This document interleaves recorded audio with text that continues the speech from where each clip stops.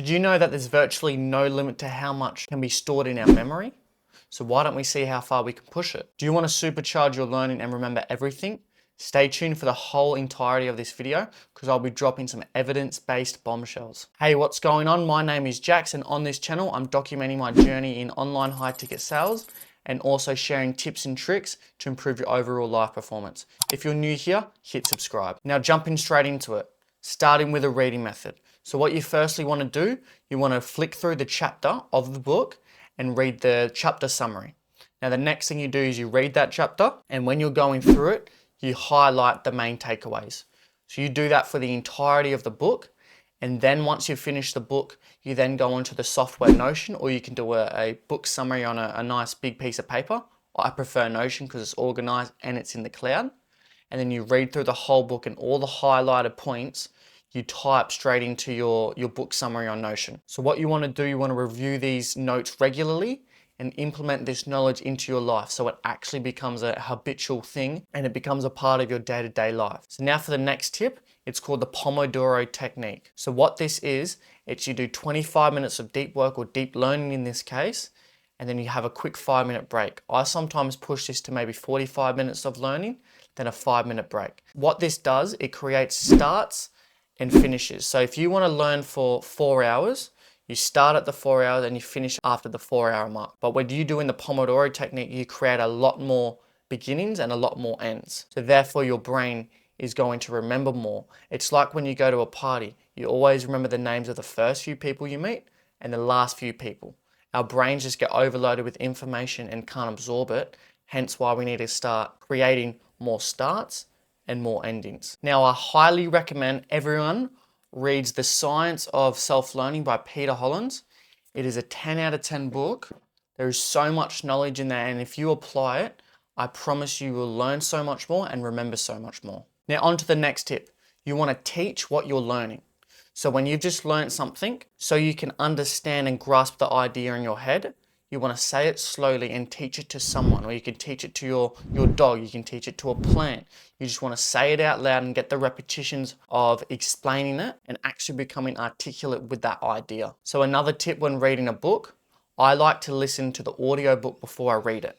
So I just go listen through the audiobook when I'm driving, when I'm training, and I've got a notes section on my phone. All the ideas that stand out to me, just put them in the notes. Right?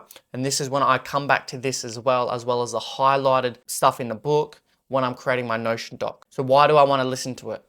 When I read it and I listen to it, I now get 2 times repetitions of going through that book and going through that knowledge and absorbing it. And I'm also stimulating 2 of my senses.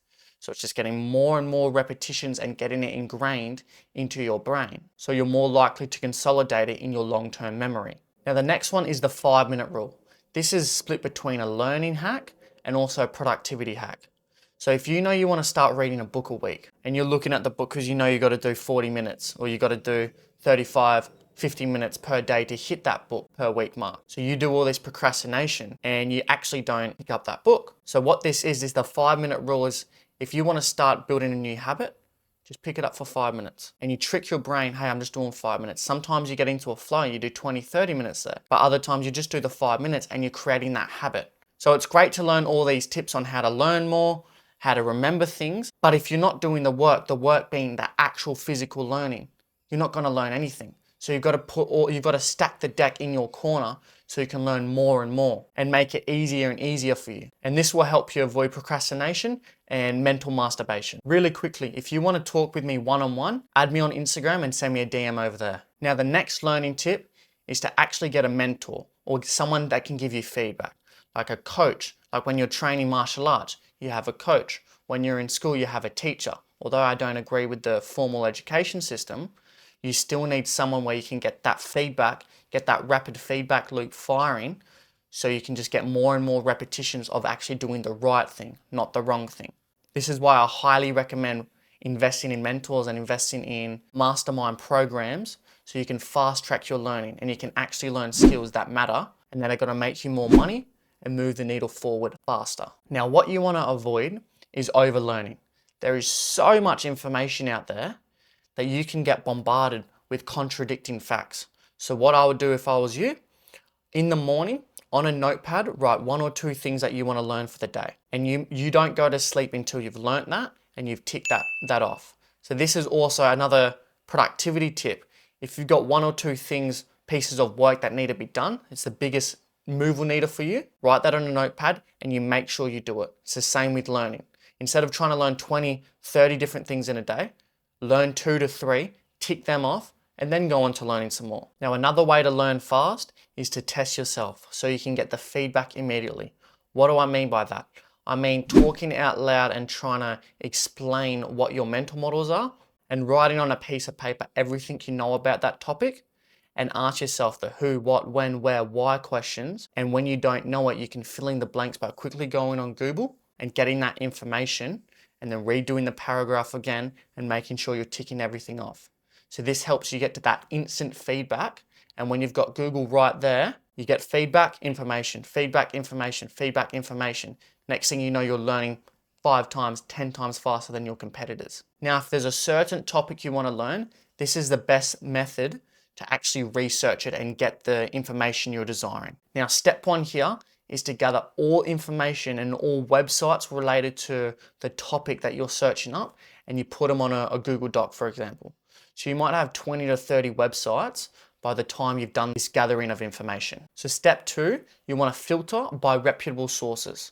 So on that Google Doc, you want to cut out 60 to 70% of all the sources that don't stand out as reputable. Now, I don't have to go into too much detail about that. You know what I mean. You go on the website, it looks shit. The name looks a little bit funky. Just put it like that. You know how to decipher what looks reputable and what doesn't. Now, step 3 of this research method is to find patterns in the data. So there might be 8 sources left. You want to find the sources and the ideologies that are aligning and have similar belief theories. Then you put that information on a Google Doc again, and now you've got a basic outline of what's true here. Now, step 4 is with these sources, you actually want to find contradicting viewpoints so you have the whole picture, not a biased opinion that is thrown on you. Then what you do here with all the information that are contradicting, that are supporting each other, you then want to think logically without your fluoride brain to actually create an idea that makes sense in your mind. And it's supported by the evidence here. So you can logically think what's right, what's wrong. Then you can create your ideology and viewpoint based off that information. And then step number 5 is to speak it out loud, teach it to someone so you can get the repetitions of this mental model that you've constructed to once again consolidate it towards your long-term memory. Now, this is a bonus tip. It's a little bit slower, and yes, it's a little bit more boring, but you're going to absorb all the information in that topic to set yourself up for success. So what that tip is you want to focus on a topic for 2, 3, 4 months at a time. So for me personally, I'm focused all onto sales right now. So I'm only doing courses, I'm doing books, I'm doing audio books, watching YouTube videos, all related to sales and sales psychology, like communication, persuading, everything, because all of those pillars are sales. So like I said in the tip before, where you get all the information and you create a logical viewpoint on that, that's what you can do, but you can do this over a 2, 3, 4 month period so you can absorb all the information and get in the top 5% of people that have knowledge in that topic. So those are a bunch of tips on how to learn and actually remember what you learn. Now, the video showing up on screen now is a book summary I did of Peter Holland's The Science of Self-Learning, and there's a lot more gems in that video, and we go right in depth of how to learn everything. So if you enjoyed this video, I'll see you over there. Thanks for watching.